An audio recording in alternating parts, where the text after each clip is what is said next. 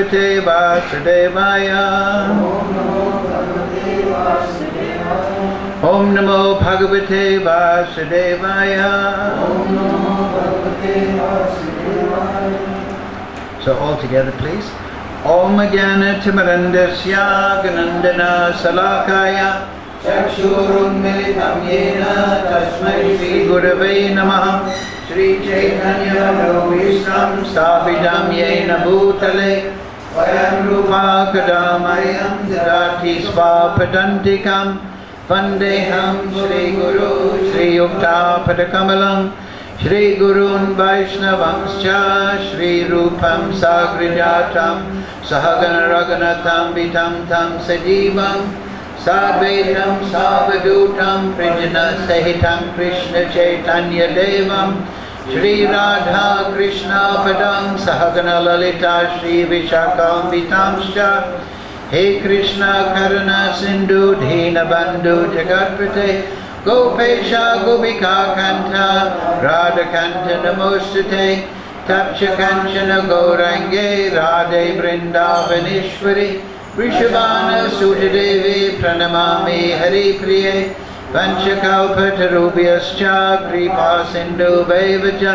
Patitanam Pavnebhyo Vaishnavebhyo Namo Namaha Shri Krishna Chaitanya Prabhu Nityananda Shri Advaita Gadadhar Shivasadi Gaura Bhakta Vrinda Hare Krishna Krishna Krishna Hare Hare Hare Ram Ram Ram Hare Hare. So, reading from Srimad Gita Upanishad as it is, translation and commentary, Srila Prabhupada. Text number 13 of chapter 4, Transcendental Knowledge, Gyan Vibhag Yoga, page 211. Please repeat. Chatur Vanyam Maya Sristam Guna Karma Vibhagasha Tasya Kataram Api Mam Vidhi Akataram Avyayam Chaturvanyam Maya Sristam Guna Karma Vibhagasha Tasya Kataram Apimam Vidhi Akataram Avyayam Chaturvanyam Maya Sristam Guna Karma Vibhagasha Tasya Kataram Apimam Vidhi Akataram Avyayam Chaturvanyam Maya Sristam Guna Karma Vibhagasha Tasya Kataram Apimam Vidhi Akataram Avyayam. Okay.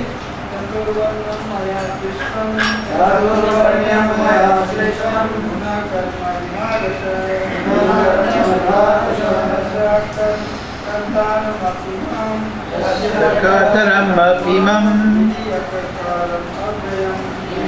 Kataram Avyayam Chaturvanyam Maya Srishtam Chaturvanam Maya Srishtam Guna Karma Vibhagasha Guna Karma Vibhagasha Tasya Kartaram Apimam Kataram Avyayam Vidya Kartaram Apyayam Vidya Kataram Avyayam Chaturvanam Maya Srishtam Guna Karma Vibhagasha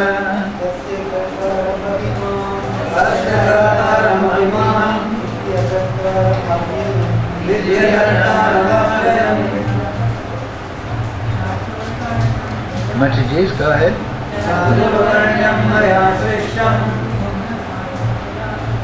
Guna Karma Vibhagasha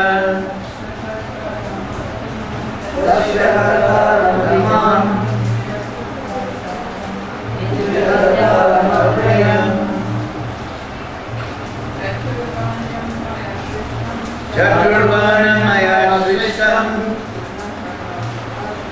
Gunakarma Vibhagasha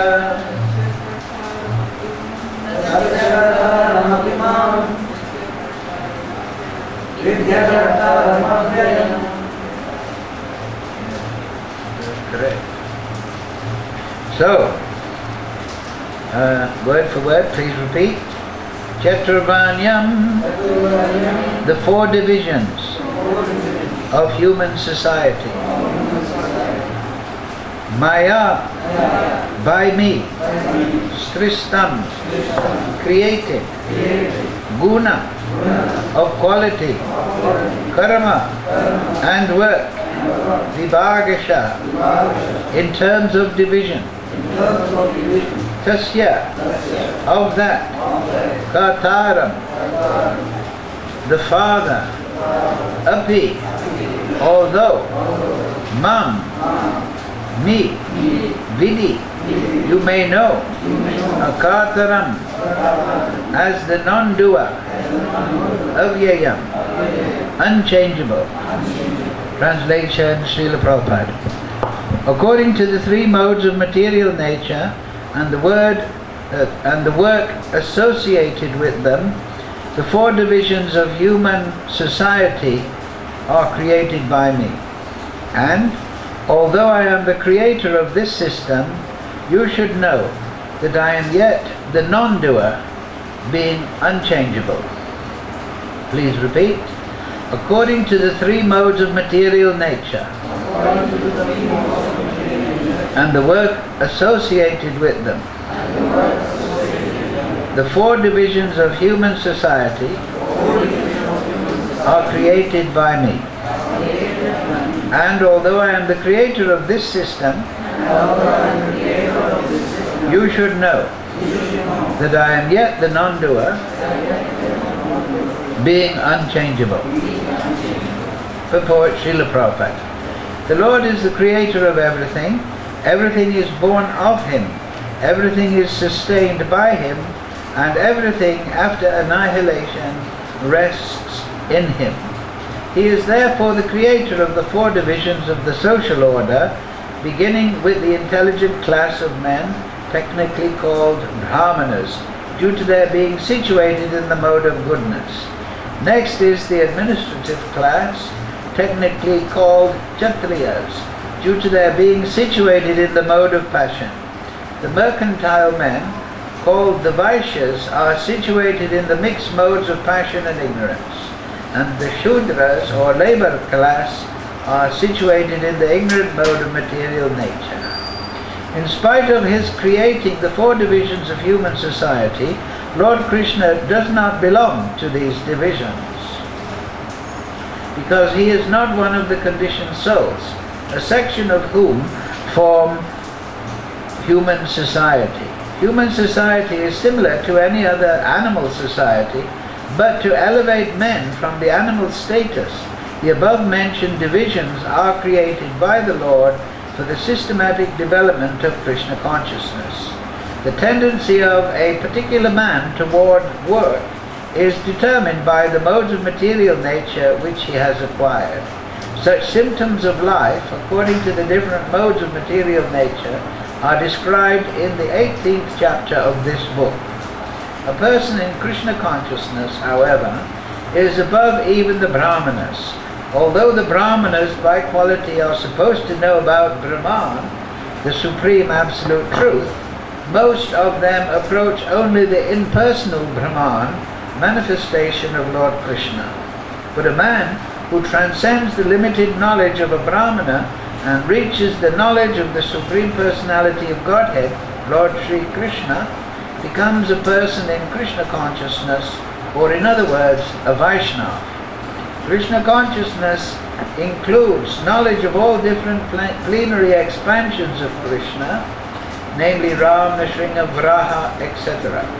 And as Krishna is transcendental to this system of the four divisions of human society, a person in Krishna consciousness is also transcendental to all divisions of human society, whether we consider the divisions of community, nation or species. Makam karoti vachalam pangam laite girim yad kripa tamaham vande Sri Guru Dinitarinam Chaturvana Maya Shristam Guna Karma Vibhagasha Tasya Kartaram Apimam Vidi Akartaram Avyayam. According to the three modes of material nature and the work ascribed to them, the four divisions of human society are created by me. And although I am the creator of this system, you should know that I am yet the non-doer, being unchangeable. So this very famous verse, Varnashram system. Chaturvanyam Maya system. First point Krishna makes is it's his creation. It is not an accidental thing. In the material world, the materialist people, now in Kali Yuga, they think everything is just random. There is no creator behind the systemology of the universe or human society. And we see that in all human society, you will get the intellectual class, you will get the martial and administrative class, governmental level. You will also get the business type people, and you will also get the persons that just want to do a job. They want to serve the governmental level, the Brahminical level, the mercantile or agricultural level. And this is compared by the acharyas to the head, the arms, the torso and the legs. The head, the Brahminical function, the teachers, the brain, the thinking. This is only symbolic. And then the administrative class, the arms, they administrate the body, do they not? Then the productive class, the torso. There you have the organs, they generate energy, so on and so forth. And then the largest part of the body in one sense, the legs, the Shudra class. So nobody can say that one part of the body is unnecessary. Krishna has created the body. If you don't have legs, you have a problem. If you don't have a torso, you have a very big problem. If you don't have arms, you have a problem. But if you don't have a head, you have a major problem.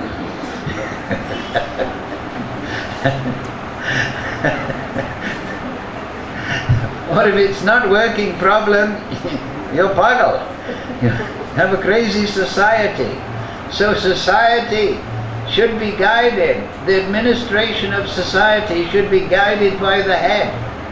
But now we see, particularly in this world, the administration of society is guided by the belly. The business function is telling the government what to do. And what will the belly do? It will say, feed me, keep feeding me.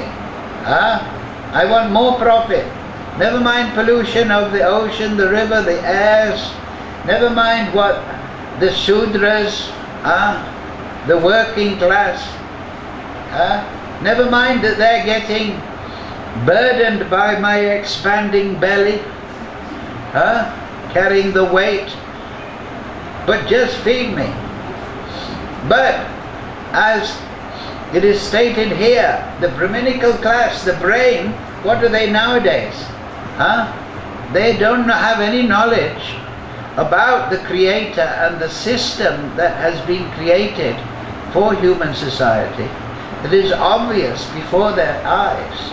You can see, even in the communist China, right, they had the ideologues, they had the government, they had some business arrangement, 5-year plan, and they had the workers. You cannot do away with it. If you go to a university, you will have the professors, you will have the administration, right? Then you'll have the business collecting the fees, and then you'll have all the workers and janitors maintaining. So any enclosed unit, you will have these 4 portions. It cannot be avoided. Why? Because it is built by the Supreme Lord. So you don't have to institute Varnashram. It's already there in society. But Prabhupada references in the purport that if you want the details of this, then you go to 18th chapter. There it gives the karma, the work that should be done by the different classes, but also the personal qualities that should be cultivated. Like the intellectuals, they should be the Brahminical class, they should be austere. They should perform sadhana, they should live purely. They shouldn't be sitting in leather armchairs, smoking tobacco pipe, drinking brandy and speculating. And then nobody will listen to them, but that is the case nowadays. And they're all full of fanciful speculation. Oh, there was a big bang, there was nothing, and then there was a big bang. What is there is nothing? You cannot say there is nothing, because by definition nothing never is. Never now, never past, or never will be. People think, oh, nothing means a dark space that's empty. No, but that's something. You cannot say that nothing exists. That is a contradiction. There is only existence. But this is the main fairy tale that the so-called Brahminical class is being pushing in this atheistic educational system. There is nothing, and it exploded. Who exploded it? We don't know. There was nobody there to see. Well, if there was nobody there to see, how did it explode? And if there was nothing, was there something there to explode? So the whole thing is ridiculous, but it is being pushed. So no wonder nowadays there's the intellectual class are just a bunch of speculators without any actual knowledge of the creation or the Creator and how to develop a direct relationship with that Supreme Lord. So therefore, the Brahmins, the Brahminical class, the intellectual, spiritual class, have no potency nowadays to direct the government. In fact, they are the prostitutes of the government. The educational system is under the control of the government. The government is not directed by spiritually realized people. Rather, the educational system is going to the government begging for funds to make some super collider or to investigate how to improve the tomato by genetic engineering and all these ridiculous endeavors, and all they're giving us is poisonous food and polluting the atmosphere and making nuclear radiation. Now the Pacific Ocean is dying because of one nuclear power station exploded. So without this Brahminical guidance, then the human society goes to hell. 16th chapter. Privittim cha nivrittim cha. They do not know, the materialists do not know what should be done and what should not be done. They think we can do anything. So with this mentality of no recognition of the laws of the creation and how the creation is actually working as revealed in the Veda and summarized in the Gita and the Srimad Bhagavatam, without that guidance, then they can do anything. Pollute the air, pollute the water, pollute the Jamuna, pollute the Ganga, pollute even the food supply, put chemtrails in the air, all because they think this is just some kind of explosion that has settled down. So there's no consequence. People have no value. They are just bottles of chemicals that happen to be reacting. You're just a bag of chemicals. I'm a bag of chemicals. The whole world is a bag of chemicals. So if we poison people, send them off to war, drop a nuclear bomb on their head, pollute the environment, what difference does it make? The chemicals are still there. So in this way, without Brahminical spiritual guidance based on the knowledge of the Veda, which is factual and accurate, then human society is in great distress. War all over the planet, pollution everywhere, people frustrated, people working like donkeys, the land polluted, the air polluted. And what is that is directing human society? The belly. Profit. Make money by having money. Capitalism. And it doesn't matter. That is the God. And then educate people not in spiritual knowledge or the goal of human life, but educate them to be the same greedy people.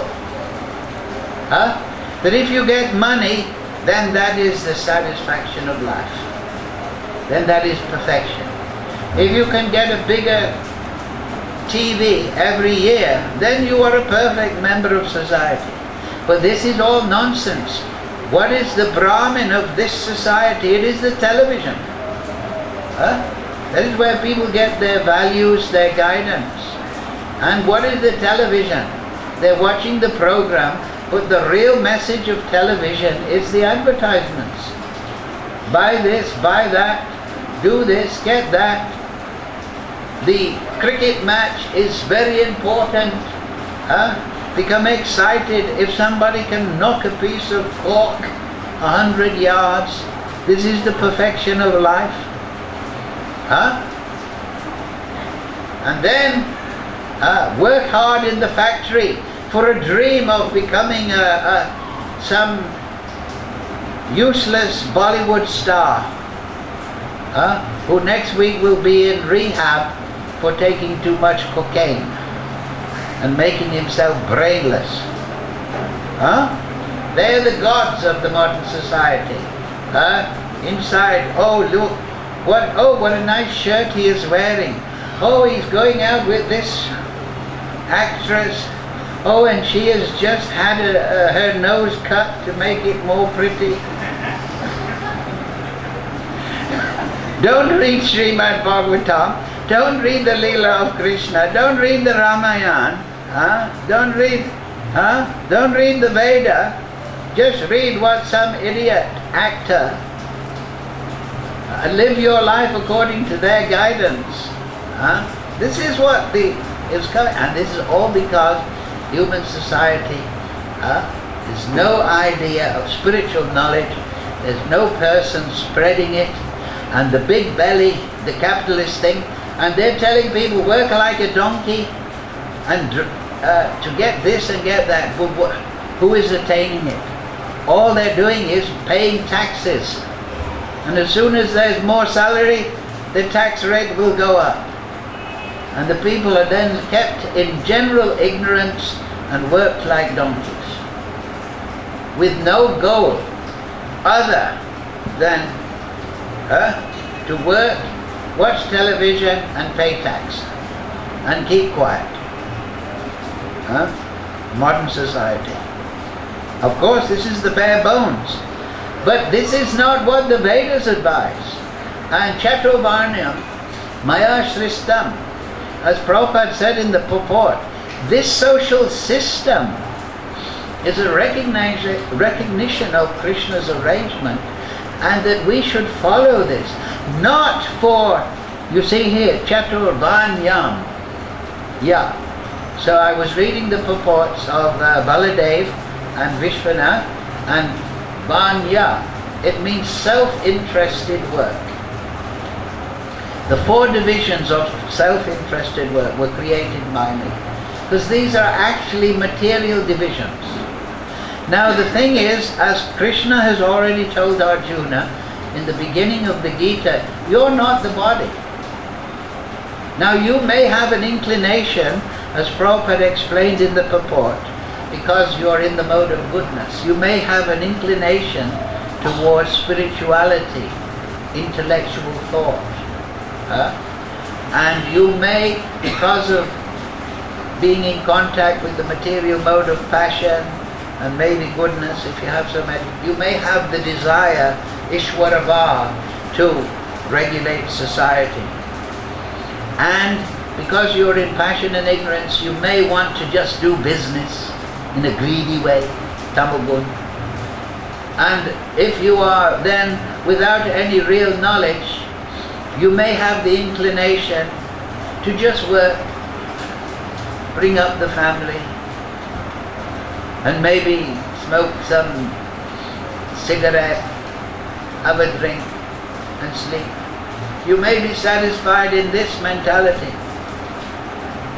But Chaturvanyam Maya Srishtam says, no, perform this activity, guna bhaga vibhagasha, but do it. You will see later, and this is the point that Krishna is introducing to Arjuna, is that yes, you have all these inclinations, and as Prabhupada explains in the purport, but this is your material designation because of the fruit of your karma, because of your previous activity. You have cultivated these activities in the past, so now you're continuing in that mode. This is the whole point in this section, Gyan. Remember at the beginning of the 3rd chapter, Krishna is asked by Arjuna. Krishna in the first 2 chapters has given Arjuna very good spiritual knowledge. You're not the body, there is karma, you're not this material, you're the soul within the body. So don't worry about this battle, Arjuna, just do your duty. So then at the beginning of 3rd chapter, that is in 1st and 2nd chapter, Arjuna asks Krishna, he says, yes, now you're giving me spiritual knowledge, but then you're also telling me to do this ghastly work. To do this work of fighting. And it's very ghastly because these are my relatives and friends on the opposite side and this side. And there is going to be tremendous death and destruction. And that will destroy society. Well, Krishna says, yes, but this is your duty, Arjuna. This is your duty. Duryodhana, he's corrupt. He's not a proper ruler. Your brother, Yudhisthira Maharaj, Dharmaraj, son of Dharmaraj expansion, he should be on the throne. Because under the spiritually realized Kshatriya, who has respect for the Brahminical knowledge of the Veda, then society will be properly organized. So this fight, Arjuna, is not some whimsical fight to capture oil fields like nowadays, right? Or to kill off the population.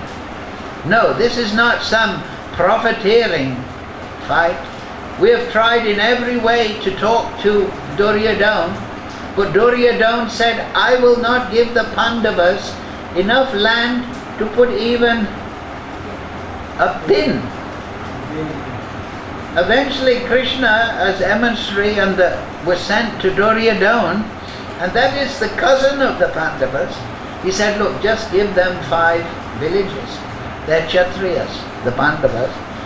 They need to rule over, they'll rule over the village, extract taxes and protect the land and the praja, the people. Why not give? Duryodhana was such an avaricious, corrupt person. I will not give them enough land for a pin to stick in. So everything had been exhausted. Even Krishna had come from Dwarka, right? In the assembly, and Duryodhana tried to capture him. Find him. Oh, look, capture him now before the battle that is inevitable.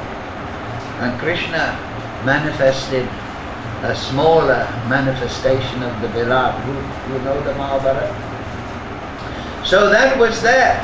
But now, Arjuna, it's come to this. Now you have to do your duty. So, but Arjuna is thinking, but you gave me spiritual knowledge, and I'm not the body. I should be detached. Now in this position, Arjuna is taking the position of a neophyte person. He is without intelligence of spiritual knowledge, and he's just starting under the guidance of Guru, Krishna. Krishna is guiding him. And Krishna says, no, Arjuna, you have to do your duty. But do it for me. You are a Kshatriya in the Chaturvarnam, and you have work prescribed, guna karma, vibhagasha, according to those divisions, according to the guna and karma, you have a work. But you do that work not for a selfish end, not chaturvanyams, not self, but do it for the Supreme Lord. Do your material duty, but do it as yajna. Manmana bhavamad bhakto madhyaji. Do it as an offering to the Supreme Lord. So this is the transition point. We all have this material body, and we all have tendencies. We all want to get married, have children, so on and so forth. We all want to do a particular kind of work. But instead of doing it in a self-interested manner, oh, I'm doing it because I like it, and I'm going to get a good salary, and I'm going to enjoy this world, and in forgetfulness of the Supreme Lord, who is the Creator, who has given you life and sustenance, as Prabhupada says, creation, maintain. He's created everything. Instead of doing it for that Supreme Lord, do it for yourself. No, that is not the advice of Varnashra. No, you do it for the Supreme Lord, and then you touch the spiritual energy personally, directly, experientially. By your own experience you will touch the spiritual energy, and you'll see that what the saints and sages and the Vedas talk about is not some fanciful idea, but it is factual, that there is something beyond this material nature, these three modes of material nature. And the particular, we hear from Veda and Acharya, the particular function of the human life is, and this is why it is the best planet in all the universe, it is because on this planet we can move from the spiritual energy, the material energy to the spiritual energy. We can go from the Maya Shakti to the Chit Shakti. Oh, in Swagalok, the Devatas and the pious people who are living there, they're enjoying. There's no factories, no pollution there, no time clock, no taxman. They're enjoying in subtle realms of great beauty, the Nandanandan gardens. Nobody can understand how much their pleasure is, but it is material. And just like in this material world, if people become too opulent, what happens? They spend their time in wine, women and song and become degraded. And then, like we say, have to go to rehab. Not because nobody is ever writing a book, I became a rich man and then a drunkard, and then I gained enlightenment. You never find that. No, I became a rich man, a drunkard, and I had to go to rehab to get my brain working again. I had to have my blood taken out and recharged. I nearly died from overdose of intoxication. That's the only light I saw when I fell down on the floor and banged my head. So that is the only enlightenment, if you become crazy. But anyway, that kind of gross enjoyment on this planet, that is not the Devatas. So they are enjoying power and position under the shelter of Krishna. So they don't want to, or they find it very distracting to take to spiritual realization. But on this planet, on earth, this is where Krishna comes. Krishna came here to Vrindavan. This is where Ram comes. This is where Parashuram comes. Nishringadev. This is where the place of all the Leelas, all the avatars are coming to Bharat. Out of all the planet, but on the planet, yes, but out of all places, Bharat. This is a very special place. And everything is manifested here. Why? Because this is the best planet from going from the cycle of birth and death, samskar, to going to Krishna Lok or Vaikuntha Lok, according to your taste. So Varnashram is the starting point. In the discussion between Lord Chaitanya and Ramananda Roy, Lord Chaitanya asked, what is sadhya and what is sadhana? What is the goal of life and how to achieve it? Sadhya, sadhana, sadhana. So Ramananda went through all the stages. Now when he came to Chaturvarnam, Maya Srishtam, Krishna said, well, that's okay, but it's external. Why? What did he mean? It's external because it is referring to the material body. Actually, you have female body, this is male body, somebody likes to work, somebody likes to manage, but this is all our material conditioning. So yes, as a starting point it is good. And then the next verse that Ramananda, because Lord Chaitanya said this is good but it's external. Go further. Ramananda said, Yat karosi yat jadasi yogstadosi dadasi yat tatvasya sekuntaya tat kuruswa madapana. Whatever you do, whatever you offer, whatever you eat, whatever you give away in charity, do it as an offering for me. So that is Varnashram. Yes, you have your material duty, but do it in yajna for me. And then, instead of Vanya, just doing things for my own aggrandizement, oh, I'm a pious man, I'm following my Chaturvarna, my Dharma. Then you're doing something for the Supreme. And you see two verses before, Yeyatam mam prapadyante tanstaiva bhajimiyaham. All of them, as they surrender, I reciprocate accordingly. So if you live a life, oh, I'm doing my material duty, that's enough, and I'm not doing anything in relationship to the Supreme Lord, He's there but He's irrelevant. We don't really know if He's there or maybe He's not, but I'm doing my duty, I'm a good man. If we think like that, then that is our relationship with Krishna. But if we actually do our material duties in this neophyte condition for the satisfaction of Krishna, then Krishna reciprocates. This is what Krishna is saying. All of them, as they surrender unto me, I reciprocate, I reward accordingly. Everyone follows my path in all respects, whether it is material or spiritual. Ultimately, everything is in relationship to Krishna. Sutre mani gana iva.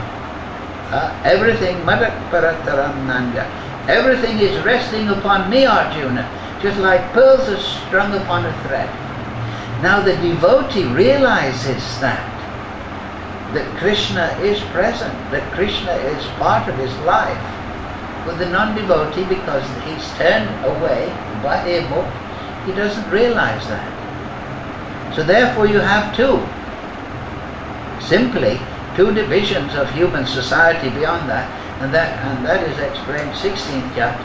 You have the Deva and you have the Asura. You have the Deva or the Sura, who's a devotee, who's trying to realize Krishna, and then you have the Asura who just wants to ignore this, all this fuss about God and philosophy, never mind. I just want to become rich and enjoy the material world. And all of them, within that, there's different grades and different activities, but it is all revolving around the central point of Krishna, and that is the Maya Shakti. Everything, forget, in the Maya Shakti, the basic idea is I forget God, I forget the Supreme Controller.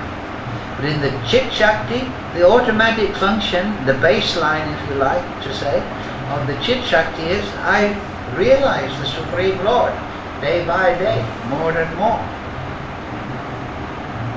And that is the experience of all devotees, is it not? That's why we remain devotee. Nobody's paying us money, but because we chant, we follow sadhana given by Prabhupada, by Guru Parampara. Oh, I'm chanting. and I'm getting some understanding and knowledge.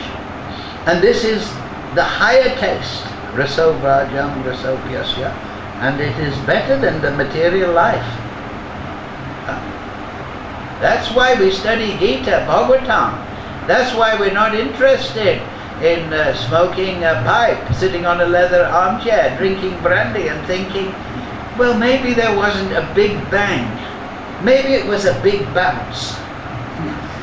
Maybe a cricket ball bounced against a cosmic wall and that caused the creation. Maybe that seems more reasonable than nothing exploding. Because if nothing isn't there, how did it explode? I'll have to have another drink and figure that one out. So, this is Kali Yuga, so this is very strong, Raja and Tama. So, okay, this is first, second line gone. Done a little bit. Tasya kataram ahapi. And now this is the very important thing. Now Tasya, even though kataram, I am the katar, in the material world, and these are the root of the material modes, there's three things. There's the kata, karanam, and the kaya. Kata means the doer. And then the karanam is the cause, and the karya is the effect. The doer, cause and effect. And these spring from the ahankara.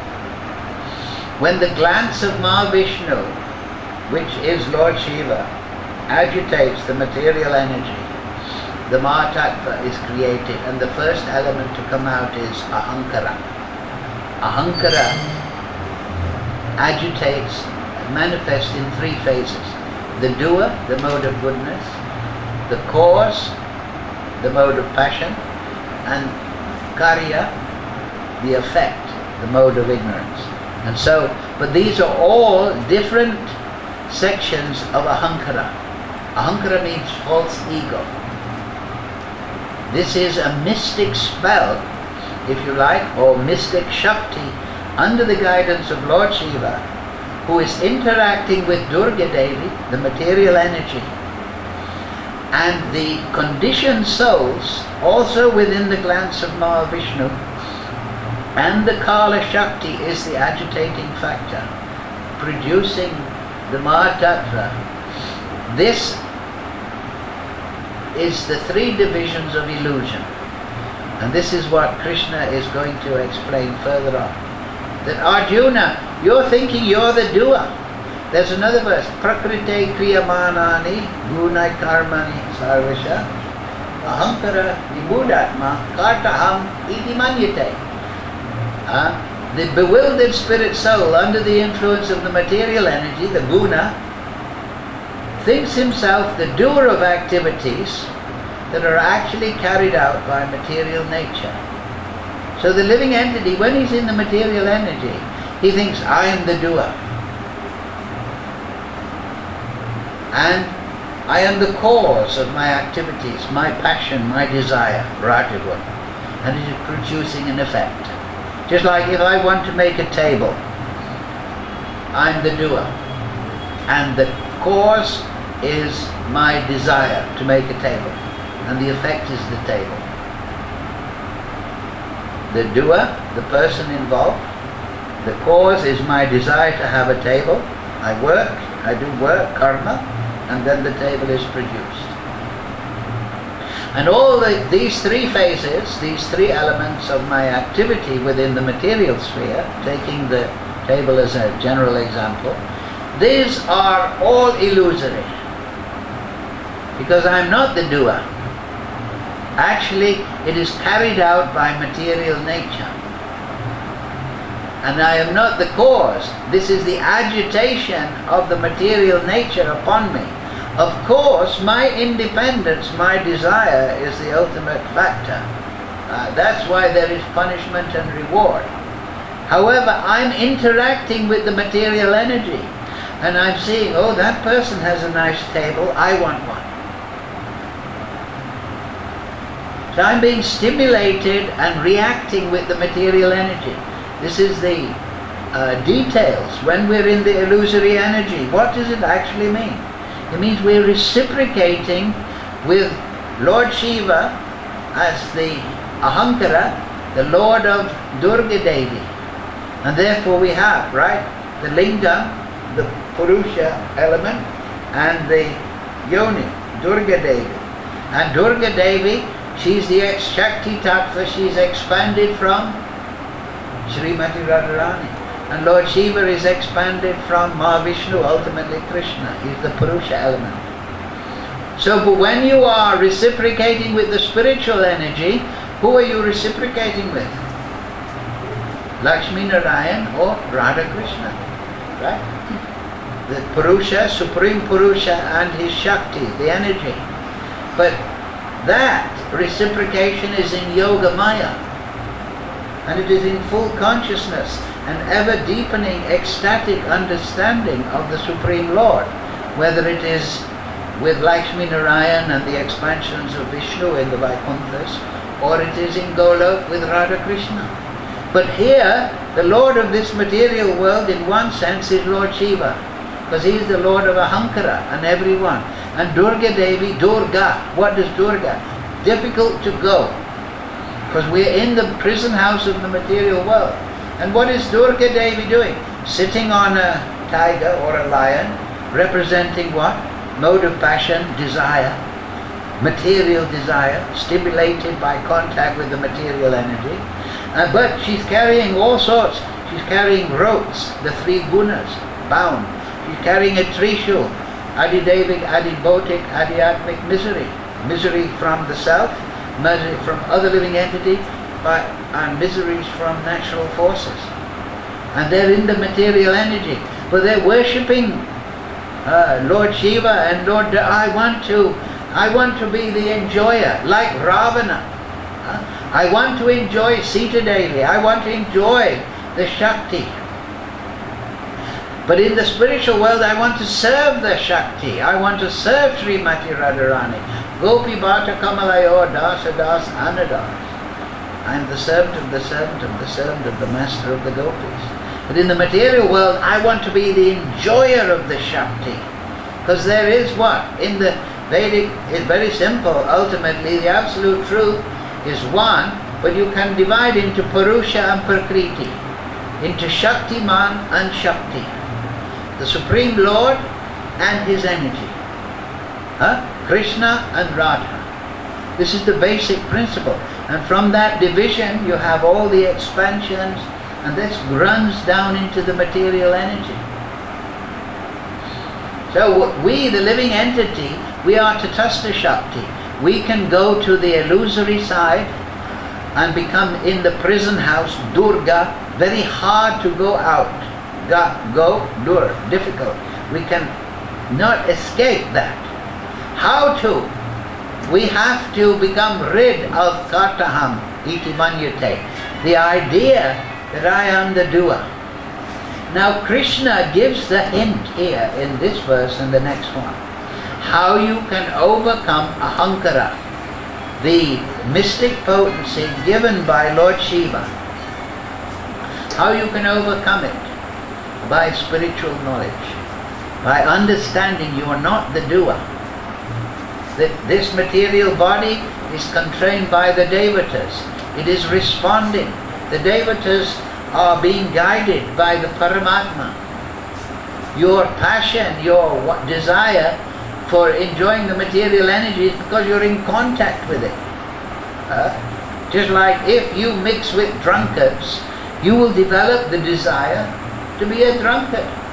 If you mix with intellectual type people, you become interested in knowledge. If you become mixed with lazy people, you will tend to become lazy because we become influenced. We are Tatastha Shakti. We're not Purusha, we're Shakti. We become interested or influenced by the energies with which we associate. So now we are in the material body, in the material Durga Dham. How to go? This is the thing. Go from Maya to Chit, from Mahamaya to Yoga Maya. So here the first hint is being given. And this is the section. If you remember, this is Arjuna's dichotomy. You're saying knowledge, but then do this work. But here, transcendental knowledge, Krishna is going to tie it all together. Perform your activities, but perform it in transcendental knowledge. And then, through the cultivation of transcendental knowledge, concordant with performing your material activities for the Supreme Lord, you will go from the Maya to truth. You will go from darkness to light. Tatastha means situated on the line. You will go from the illusory condition to the realized condition. And it's something you can personally experience yourself. And ultimately the principle is your desire. Because yes, you are developing desire in touch with the material energy, to enjoy the material energy. Anandamoy Vyasa, Krishna is also enjoyer, you are also enjoyer. You're an eternal soul like Krishna, but he is unlimited, you are Anu. You are eternal, but Krishna is eternal. Nityo Nityanam Chaitanas Chaitanana. So, but if you have spiritual knowledge, then you can destroy this attachment for material energy. And here's the second point. This is the whole point. That Krishna is explaining, yes, this material arrangement of society, human society, is created by me. But even though Tasya Kartaram, Karta, doer, Apimam is certainly me. Vide Akartaram, Avyayam. Actually, you should understand that I am the Akarta. What does that mean? Krishna is saying, I am the creator, and then he's saying, I am the Karta, and then I am Akarta. He's saying that ultimately I am aloof. Yes, everything is within Krishna, and Krishna is controlling everything, but also Ved Abed. But ultimately Krishna is in the center of the Ras Leela, in the transcendental world, and in this world we're all under the supervision of Krishna expanded Shiram Yata Jadivakari Visesha as Lord Shiva and Lord and Radharani Shakti Tattva energy expanded as Durga Devi, and we are under their control. And Krishna is aloof, and he's saying, how do you know? What is the word? Avyayam, indestructible, inexhaustible. Now why is that word chosen by Krishna? Because in the Varnashram system, in the material, when you're doing material duties, that's all exhaustible. That's all changeable. That's all perishable. So Krishna is saying that you can understand, Arjuna, that I am aloof because I am not part of this system, and my existence is unlimited, inexhaustible, imperishable. Now, having introduced that idea to Arjuna, what does he say in the next verse? There's no work that affects me, namam karmani limpante, nor do I aspire for the fruits of action. Therefore I am not like the materially conditioned soul who's affected by his interaction, his work in the material world. And I'm not greedy for the fruit, the karya, the effect of my karanam, my work. One who, now this is the point, one who understands this truth about me also does not become entangled in the reactions of work. So he's saying, yes, to regulate human society, these divisions of work are given according to the nature people have acquired through previous material activities. And you should follow them, Arjuna, but you should follow them understanding that beyond this world there is a transcendental plane. I am the Lord of that plane. I have created this, just like a government creates the prison house. But the government is not bound by the prison house. May visit the prison house, try to inspire the prisoners to come out of the prison house. Krishna comes to the material world, performs Leela. Come out of this material world. But he is the non-doer in the sense that the living entity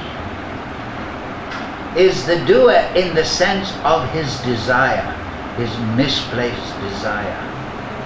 So Krishna is explaining there that the actions in the material energy, I am not the doer of those. I've created this Durgadam, but I'm not the doer of all the activities. Ultimately, the living entities, by forgetting me, are the doer of their activity. They're desiring it, and I'm just aloof.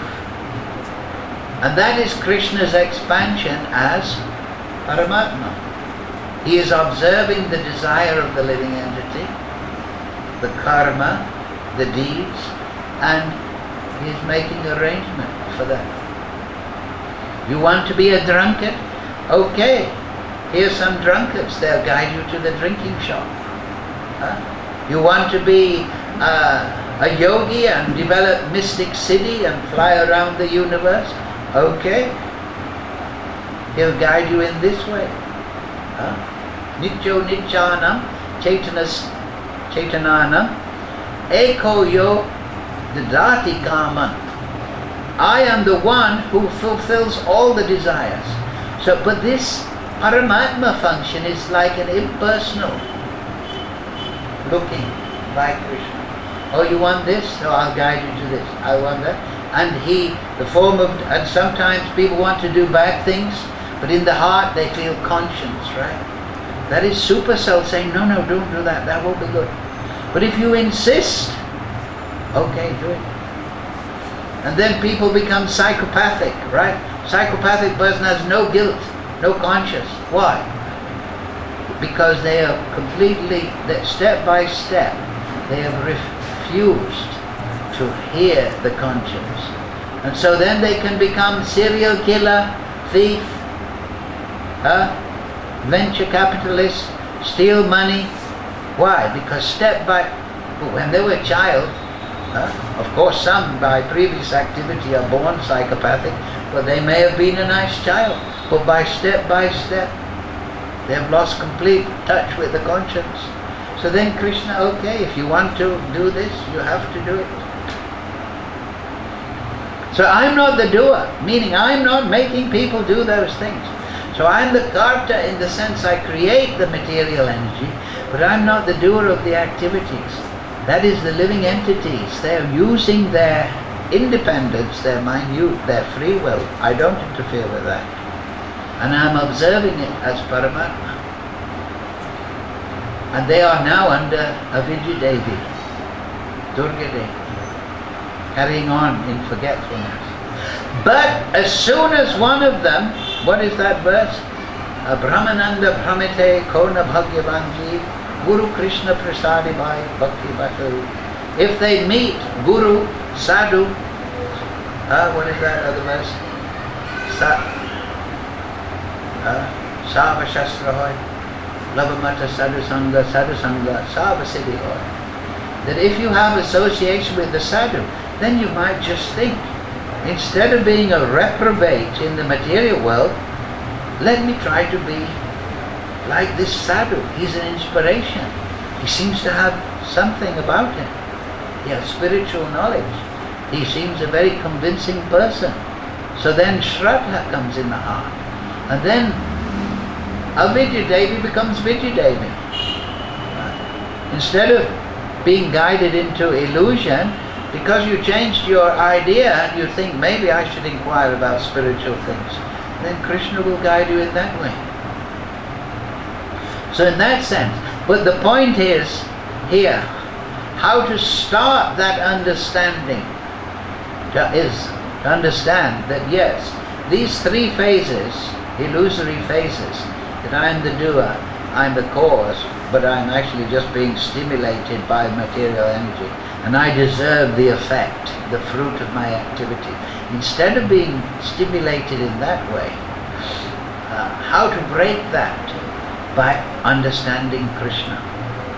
And the point here in this verse, avyayam. All those material activities, they are perishable. Karma is perishable. You may work very hard and you get a good salary. So you think, let me go and have a holiday. Take a nice bungalow on the beach. But the cash you have accumulated from your hard work and business endeavor or whatever, that is perishable. It's going down day by day. And then as soon as you have no money for the rent, out of the bungalow and you have to go to work. Before, when you're paying the rent, they're coming to you saying, yes, would you like some sweet rice, orange juice? But as soon as you run out of your perishable, your cash, the day before he was, oh, you're a great man, it's so nice to have you in our resort. The next day, you're not paying, get out. But yesterday you were so nice to me. Yes, but you were paying the cash. So yes, you may go to Svargaloka, you may enjoy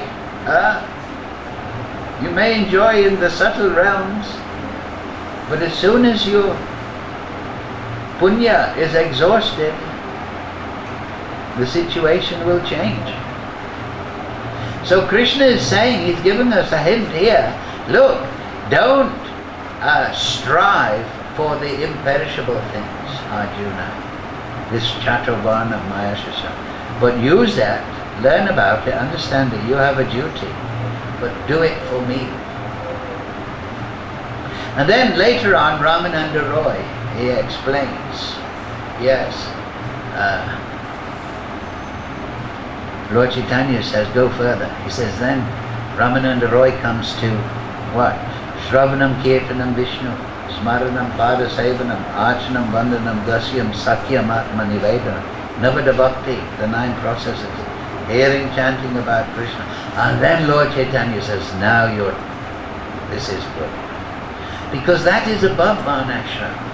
That is explained in the beginning of Bhagavatam, the Amala Paran. No admixture of karma and jnana, no glorification of those activities.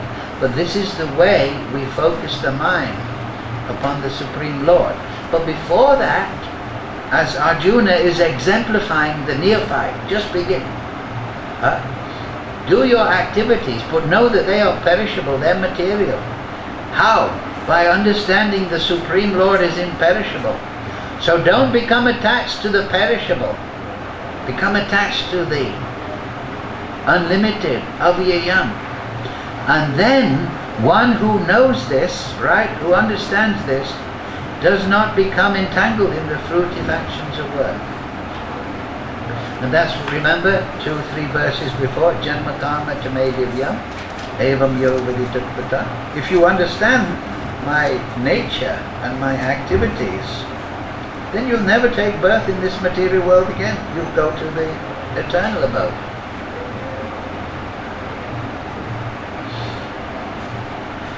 So this is the what Arjuna is being instructed, and through Arjuna, at this point, Krishna is instructing all of us.